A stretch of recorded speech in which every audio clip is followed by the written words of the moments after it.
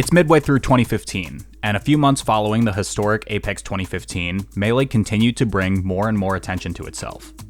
A golden age of the game, some would say, and in Irvine, California, Press Start hoped to continue the positive momentum. A round 1 disqualification from the tournament's eventual winner, Mango, would result in a rather historic top 8, where none of the attending 5 gods of Melee, Mango, Hungrybox, or Mewtwo King, had entered through the winner's side. Enter Zach SFAT Cordoni, fresh off a top 8 qualifier win against Melee's Godslayer Leffen on a unique bracket path and with his eyes on the prize. Even after dropping a set to the paradoxically on-fire Ice Climbers Fly Amanita, things are looking as promising as ever for the young Fox player. But then a wild Hungrybox rises from his seat. When your opponent towers above you with everything on the line, sometimes you just gotta stand up for yourself. Alright, I've answered this question a couple of times, but I'll answer it again. It was really just a heat of the moment type of thing. Press Start remains as an unusual event in Melee's history. In past years, from 2008 to 2013, there were only a handful of major tournaments in a given year. In 2014, though, the scene saw an explosion of majors, a trend that has continued ever since. 2015, of course, was the second year of this trend, and in addition to the premier events like Apex, CEO, and the Big House, a slew of first-time majors began peppering the year's calendar. Press Start, naturally, was one of them. Even for an inaugural tournament, the UC Irvine hosted event attracted an impressive lineup of players. Of the 222 entrants, Mewtwo King, Hungrybox, Mango, and Leffen only scratched the surface. There were longtime veterans like Hugs and Ken, players hovering near the top 10 like Lucky, Fly Amanita, and Shroomed, and those closest to the 5 gods at the time in Axe, Hacks, and Westballs. And of course, there was the eager NorCal Fox main, SFAT, hungry to spar with the best himself. SFAT was in an interesting spot coming into this tournament. Though he was considered a top 10 player throughout 2013 and the first half of 2014, he had only performed well at events in his home state of California, and failed to place higher than 17th at any of the majors he played in that year. With so many players improving in 2014, SFAT's ranking ultimately sank to 20th. He wouldn't let that be the case in 2015, however, adding strong technical improvements to his already impressive neutral. His results showed improvement as well, placing 9th in 3 majors leading up to Press Start. By contrast, SFAT's eventual opponent in Hungrybox, the best Jigglypuff player in the world, was as steady as a rock. Sleeping on Hungrybox was as dangerous as sleeping on his character. Though he wasn't performing as well as most of the other god tier players, he still very much earned his top tier status, hardly ever placing outside of top 5 at any given tournament. For years, he held onto his spot as one of the game's 5 gods, and didn't show any signs of giving it up. And although he experienced some upset losses in 2014, as well as one of his worst results at the time with a 9th place exit at the Big House, Hungrybox was on a mission that year. He brought an updated approach to his Jigglypuff as a response to the changing meta at the time. Strong neutral, in-your-face aggression, and a commitment towards the ledge that could enrage even the most Zen-like opponents. Uh-oh. Hey, check the rulebook. Can we please fix the rules? Can I get a judge? Yeah, Hey, ref. Kevin Deere says you have 5 seconds to TLs are giving them a countdown. They're like, yo, time. Can we fix the rules? Check the sodium. I'm actually speaking completely unbiased. They didn't do this. If it was HBox only does it against people that are really good against Puff, so he doesn't get banned. Now, how Hungrybox and SFAT even met at this tournament is crazy on its own. The reason I said Press Start is such an unusual event in Melee's history is just due to the sheer amount of upsets and chaos. The weirdness had started all the way back in pools, with big upsets like Hugs beating Leffen and Jace beating SFAT. Things got even weirder as the bracket stage started though. S2J, Hacks, and Mango all immediately disqualified from the winner's bracket due to showing up late. As the bracket stage progressed, several key upsets occurred that made SFAT and Hungrybox even meeting possible. Leffen beat Mewtwo King, SFAT beat Leffen, and Hungrybox fell to Lucky.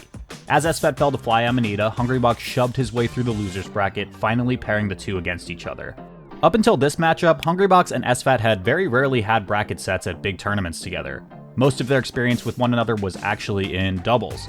Of the few times over the years that they did meet in singles though, Hungrybox usually treated him like every other Fox player. One of the reasons HBox has been such a dangerous player is due to his skill in the Fox matchup. Fox was considered at the time to be one of the only characters in Melee to have a strong advantage over Jigglypuff. This fact had caused several players to develop a secondary Fox solely for the reason of dealing with not just Jigglypuff, but specifically Hungrybox. However, so many players conditioning the Jigglypuff main to Fox created an interesting conundrum. The constant stream of space animals coming his way gave Hungrybox unparalleled experience in the matchup. Paired with his mental fortitude and general talent as a player, only the most elite of elite Foxes could topple him. Lucky had done it before, but it was a tall order to expect someone else to. SFAT, though, was uniquely fit for this challenge. Although he didn't have much success in their previous run-ins, he was usually able to at least snag a game from him, not something every player could say. He certainly had the talent to take on HBox's Puff, and he had showed a willingness in the past to learn difficult and uncommon matchups. For example, SFAT is arguably most responsible for making Shroomed, a top 10 player in the past, switch away from Dr. Mario. One of his NorCal brethren, Shroomed was notable as the world's best Dr. Mario player, a character usually found in the middle range of Melee's cast. Through the early 2010s though, Shroomed took him above and beyond, earning several top finishes at some of the biggest tournaments in the world. So many Fox players were unfamiliar with this matchup, as he was one of, if not the only Dr. Mario player around that region, giving him a huge advantage against most players facing him. SFAT, though, was unshaken, and practiced so much that his Fox could consistently defeat him. West Balls was actually one of the main reasons I decided to switch from Doc. Him and SFAT. He had the skill, and more importantly, the will to defeat Hungrybox. But would he be able to do it?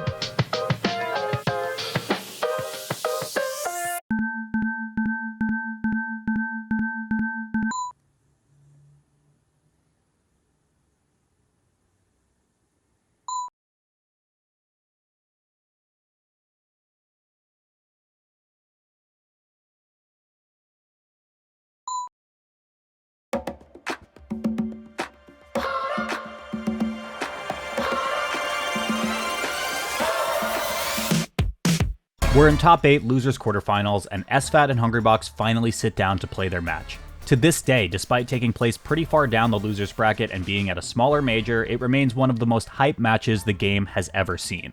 After grabbing an early stock against him in Game 1, SFAT demonstrated the intelligence and patience needed to beat Hungrybox. He didn't slip up when his Jigglypuff approached, he punished at the perfect times, and he rained lasers down on him in blinding fashion.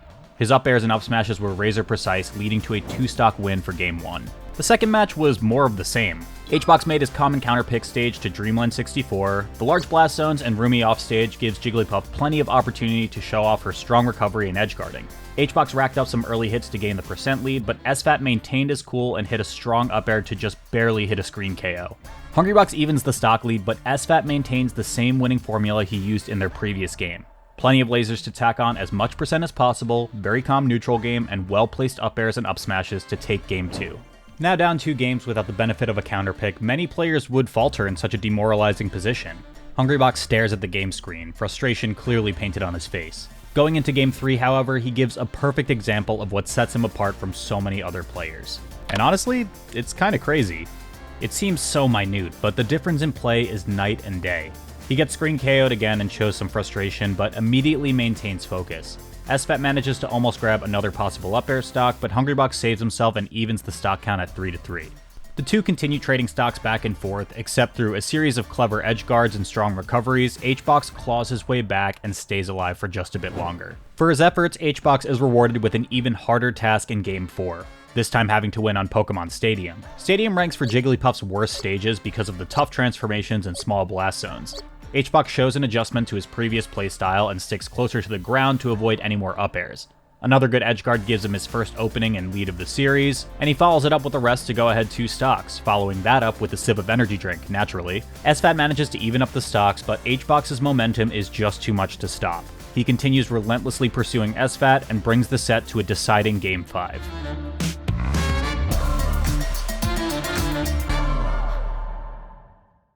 Just from literally standing up, Hungrybox had flipped a sweeping defeat into potentially one of the most exciting comebacks of the year, all because of his awareness of his own psychology and how to alter it.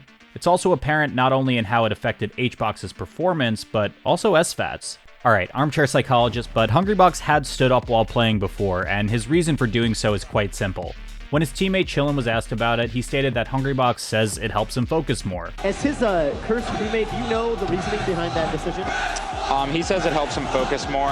Kind of makes sense. If you're standing up, you're a little more into the game. Yeah, right. Makes sense.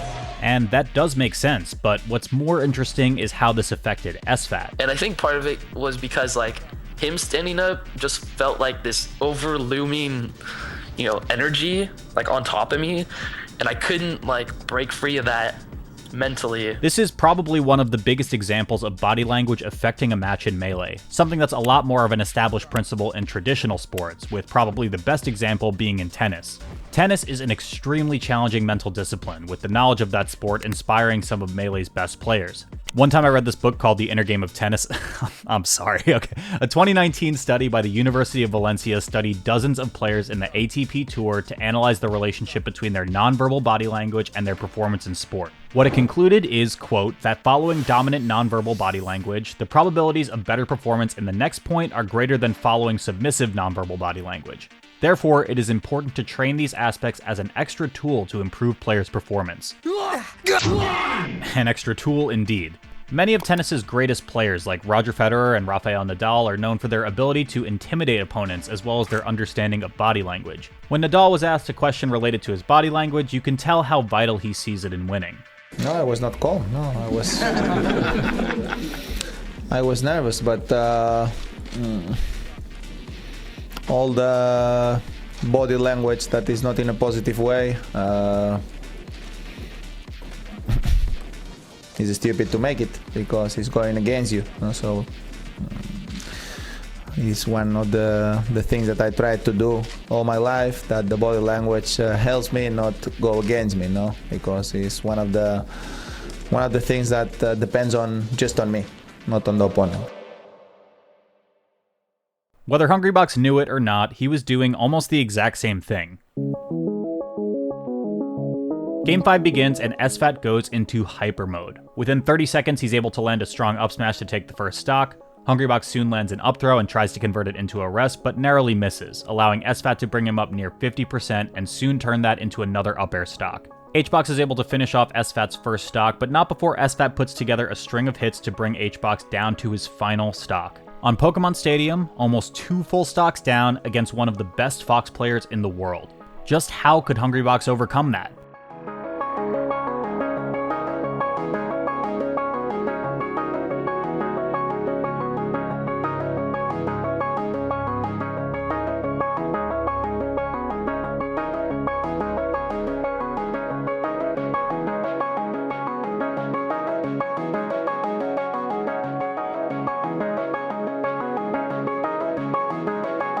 Thanks to an SD from SFAT and a brilliant edgeguard by Hungrybox, the game virtually became even, with Hungrybox at kill percent.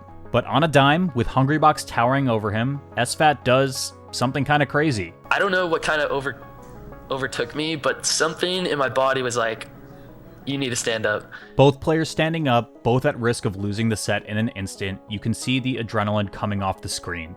SFAT narrowly avoids an edgeguard from Hungrybox, hopping in the air at the same time. And then...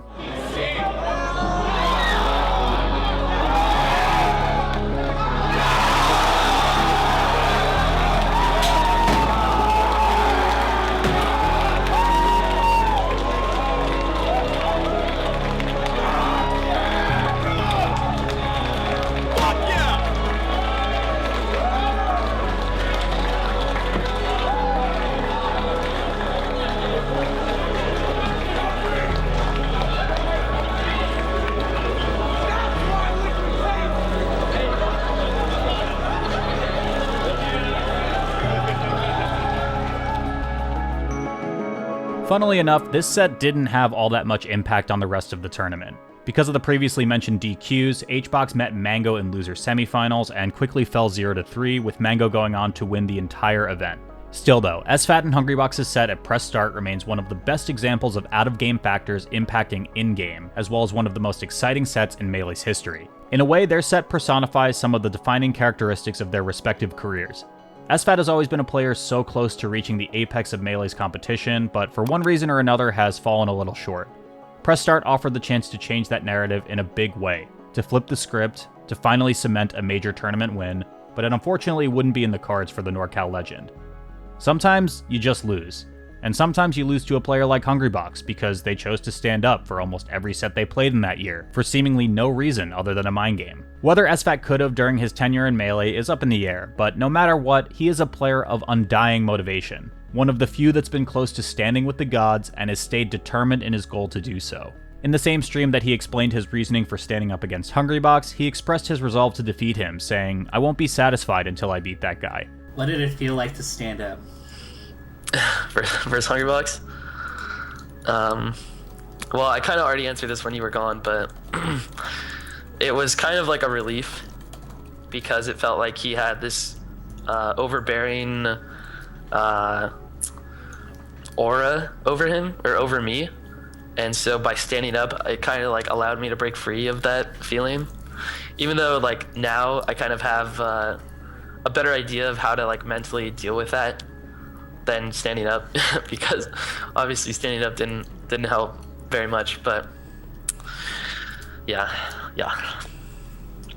Next time he's going down. Since those words, he's gone on to accomplish just that, even managing a miraculous comeback of his own against his former demon. Even if his career has been filled with a bunch of what-ifs, he is one of the greatest players the game has ever seen, and has been instrumental in helping to shape legendary moments like this one.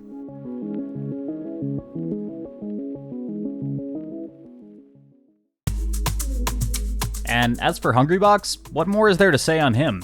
Everything we've come to know and love about him is here. Unique psychological tactics, ice-cold clutch gene, and one of the most impassioned pop-offs the game has ever seen. He's continued employing these qualities throughout his career, and for many years used them to create moments for the scene that are perhaps even more iconic. This is what makes a story like this so compelling, and why Melee is such an incredible competitive game. Anything can make the difference between winning and losing. From the technical skills and knowledge of matchups and stage selections to the simple aspects of how you approach each game looking across from your opponent. Anything can make a difference. Sometimes you just have to switch characters or choose a unique counterpick stage, sometimes you just have to meditate or lay across a row of chairs, and sometimes you just have to stand up.